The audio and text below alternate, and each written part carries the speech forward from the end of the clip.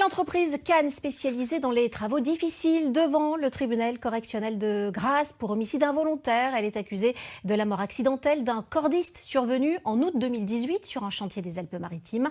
L'ouvrier utilisait des explosifs P2 sans avoir reçu la moindre formation. Cela rappelle l'affaire Capra, jugée en janvier.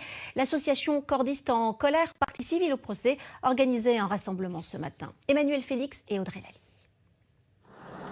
8 heures ce matin devant le tribunal judiciaire de Grasse. Anciens collègues, famille ou amis, ils sont là pour la mémoire de Régis Brugière de Barante, décédé le 27 août 2018 à l'âge de 38 ans sur un chantier à Biote.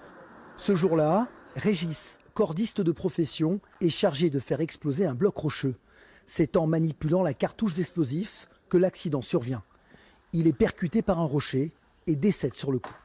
C'est extrêmement important pour montrer l'incompétence de ces gens-là.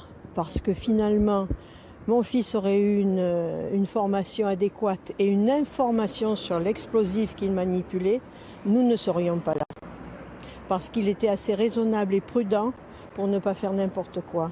Mais comme on lui a toujours annoncé, lui et ses collègues d'ailleurs, on leur a toujours annoncé que ce n'était qu'un gros pétard, il n'a pas pris les précautions utiles. L'association Cordistes en colère, Cordistes solidaires, est partie civile dans cette affaire. Objectif, faire valoir la dangerosité de la profession de cordiste et le manque de formation. C'est pas le seul dans notre profession. Là aujourd'hui on compte 37 collègues qui sont morts au travail depuis 2006.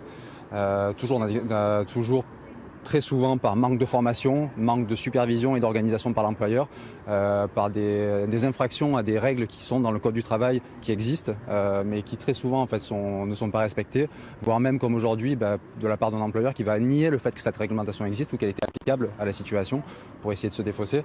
Depuis 9 h ce matin, l'entreprise Cannes est jugée devant le tribunal correctionnel de Grasse pour homicide involontaire ayant entraîné la mort.